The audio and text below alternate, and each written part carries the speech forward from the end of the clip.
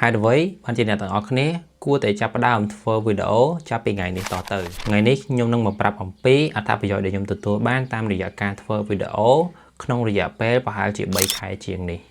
សម្រាប់ខ្ញុំការធ្វើវីដេអូគឺវាបានជួយខ្ញុំច្រើនហើយខ្ញុំសង្ឃឹមថាអ្នកទាំងអស់គ្នាអាចនឹងចាប់ផ្ដើមធ្វើវីដេអូដូចខ្ញុំដែរដោយសារតែបើសិនជាយើងគ្នាយើងមានចំណេះដឹងគ្នាយើងមានប្រណែមអីផ្សេងៗហើយយើងលាក់បាំងទុកតែឯងគឺមានន័យថាយើងកំពុងតែបាត់បង់ឱកាសធំហើយអញ្ចឹងអ្នកទាំងអស់គ្នាគួរតែធ្វើវីដេអូដើម្បីចែករំលែកនៅអ្វីដែលអ្នកទាំងអស់គ្នាដឹងទៅកាន់ពិភពលោកឬក៏ប្រទេសកម្ពុជាអ្នកទាំងអស់អ្នកដទៃទៀតស្គាល់នឹងយើងដែរហើយសម្រាប់ខ្ញុំនឹងប្រាប់ពីអត្ថប្រយោជន៍របស់ខ្ញុំសម្រាប់អត្ថប្រយោជន៍របស់ខ្ញុំដែលខ្ញុំទទួលបានតាមរយៈការធ្វើវីដេអូហ្នឹងគឺខ្ញុំមានចំនួន4ហើយសម្រាប់ចំណុចទី1គឺការរលួយតាមរយៈការធ្វើវីដេអូតែម្ដងហើយនេះក៏ជាចំណុចសំខាន់ដែលអ្នកទាំងអស់គ្នាដែលធ្វើវីដេអូជាច្រើនគឺគាត់ទទួលបានតាមរយៈការដែលគាត់ធ្វើវីដេអូហ្នឹងគឺគាត់ផ្ដោតខ្លាំងសម្រាប់ការធ្វើវីដេអូរបស់គាត់គឺផ្ដោតទៅលើការរកប្រាក់ចំណូលតាមរយៈការធ្វើវីដេអូដូចជាការផុសទៅលើ Facebook ការផុសទៅលើ YouTube ការផុសទៅលើ TikTok ឬក៏ platform អីផ្សេងៗដែលអាចរកចំណូលបានអញ្ចឹងនៅពេលដែលគាត់ធ្វើវីដេអូហ្នឹងហើយគាត់ផុសទៅនៅពេលដែលគាត់គ្រប់គោលការណ៍គឺគាត់ទទួលបានប្រាក់ចំណូលពីវីដេអូរបស់គាត់ហើយប៉ុន្តែជាក់ស្ដែងដោយសារតែខ្ញុំធ្វើ page បានប្រហែលជា 10k ជាងដែរប៉ុន្តែអត់ទាន់បានចំណូលពី Facebook ទេប៉ុន្តែចំណូលដែលខ្ញុំទទួលបានតាមរយៈដែលខ្ញុំធ្វើវីដេអូកន្លងមកហ្នឹងគឺតាមរយៈការដែលខ្ញុំជួយលក់សភៅទៅលោកគ្រូផ្សេងៗហើយគាត់ក៏ឲ្យ commission ពីលើសភៅហ្នឹងមកឲ្យខ្ញុំយ៉ាងណាថាពេលដែលខ្ញុំផុសលក់សភៅហ្នឹងទៅហើយនៅពេលដែលមានអ្នកទិញគឺគាត់នឹងឲ្យកុំសុងហ្នឹងមកខ្ញុំហើ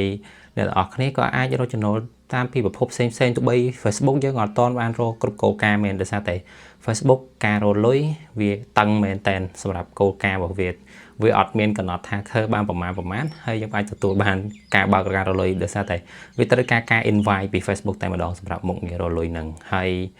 យប៉ុន្តែខ្ញុំបច្ចុប្បន្ននេះក៏បានរលុយហើយអ្នកនរគ្នាអាចប្រើវិធីសាស្ត្រផ្សេងៗដូចជាថតប្រមូលផលិតផលអីគេក៏គេឲ្យលុយជួយធ្វើជា partner របស់គេទៅជួយផ្សព្វផ្សាយពីរបស់គេនេះនិយាយវីដេអូគេគឺអ្នកនរគ្នាអាចរលុយបានដែរប៉ុន្តែខ្ញុំក៏រលុយបានតាមវិធីសាស្ត្រផ្សេងនេះដែរហើយទី2គឺកសាងកេរ្តិ៍ឈ្មោះរបស់អ្នកនរគ្នាឬក៏ brand name អញ្ចឹងណាដោយសារតែ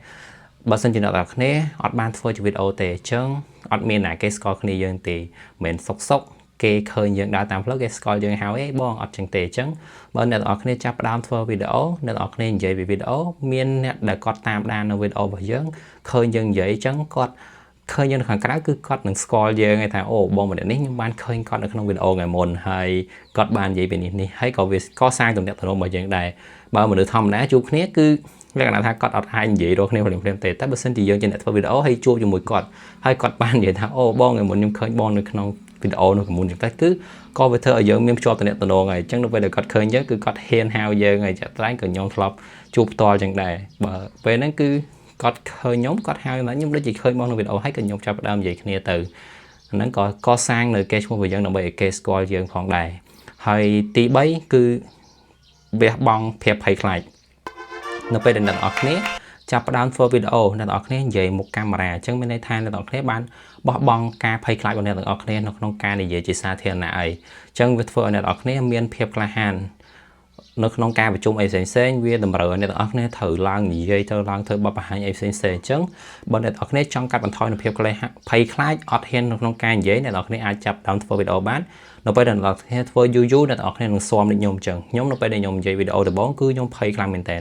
ភ័យជាងពេលដែលខ្ញុំឡើងធ្វើបង្ហាញនៅក្នុងថ្នាក់ទៀតដោយសារតែអត់ដឹងមិនតែគ្រាន់តែមើលកាមេរ៉ាទូរស័ព្ទប៉ុន្តែយើងមានភាពអៀនខ្មាស់ហើយពេលដែលខ្ញុំធ្វើវីដេអូដំបូងខ្ញុំបានទៅធ្វើអង្គុយធ្វើនៅក្នុងហាងកាហ្វេទៀតពេលហ្នឹងគឺអៀនខ្លាំងមែនតើអញ្ចឹងនៅពេលដែលអ្នកនរគ្នាធ្វើយូរដូចខ្ញុំប្រហែលជាបានខ្ញុំធ្វើប្រហែលជាបាន100 200វីដេអូនេះរៀងច្រើនដែរអញ្ចឹងទៅវាធ្វើឲ្យយើងនិយាយនៅក្នុងវីដេអូគឺ smooth អត់សូវមានតាក់អីផ្សេងៗទេគឺគ្នាយើងវាស៊ាំជាមួយនឹងការផលិតវីដេអូហ្នឹងអញ្ចឹងណាហើយចំណុចទី4ដែលខ្ញុំទទួលបានតាមរយៈការធ្វើវីដេអូគឺខ្ញុំទទួលបាននៅចំណេះដឹងថ្មីធម្មតាយើងជាអ្នកផលិតវីដេអូយើងត្រូវស្រាវជ្រាវន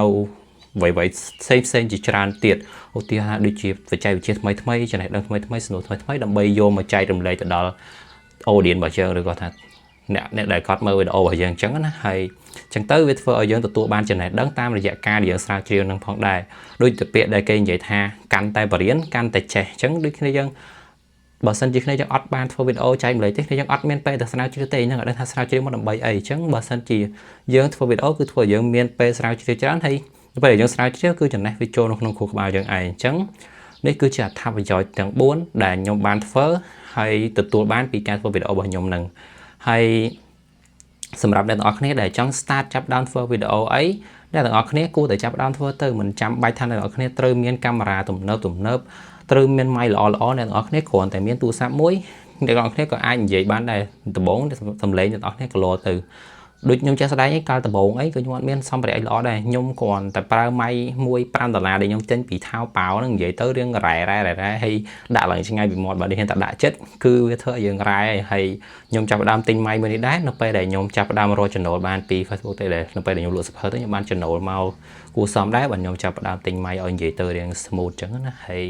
អ្នកទាំងអស់គ្នាគួរតែចាប់ផ្ដើមធ្វើវីដេអូចាប់ពីថ្ងៃនេះតទៅដើម្បី improve ខ្លួនយើងឲ្យយើង update ឡើងទៅមុខបន្តទៀតណាកុំឲ្យយើងនៅតែប៉ុណ្្នឹងនៅពេលដែលអ្នកគ្នាចាប់ផ្ដើមធ្វើវីដេអូអ្នកទាំងអស់គ្នានឹងដឹងហើយទី1កុំឲ្យយើងចំណាយពេលនៅទីអត់ប្រយោជន៍ហើយអ្នកទាំងអស់គ្នាក៏បានអភិវឌ្ឍខ្លួនផងដែរខ្ញុំលើកទឹកចិត្តអ្នកទាំងអស់គ្នាធ្វើ content ទៅចាប់ពីពេលទៅវីដេអូយើងមាន view តិចឬមួយក៏ច្រើនអីធ្វើយូរគង់តែវារីកឯងទេមិនដែលថាយើងធ្វើមួយជីវិតហើយនៅតែប៉ុណ្្នឹងត្រូវអត់អ្នកទាំងអស់គ្នា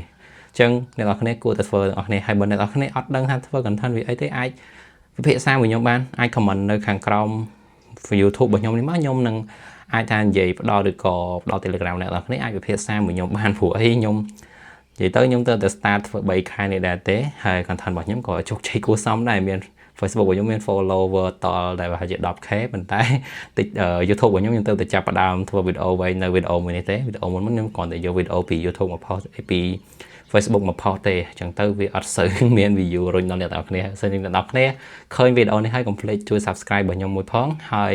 អាច comment នៅខាងក្រោមខ្ញុំនឹងតាក់ទងទៅអ្នកទាំងអស់គ្នាដើម្បីពិភាក្សាគ្នានៅក្នុងការផលិតវីដេអូតោះអ្នកទាំងអស់គ្នាលះបង់ភាពខ្លាចទាំងអស់គ្នាផលិតវីដេអូដើម្បីជួយ improve ខ្លួនយើងទាំងអស់គ្នាបាយបាយអ្នកទាំងអស់គ្នា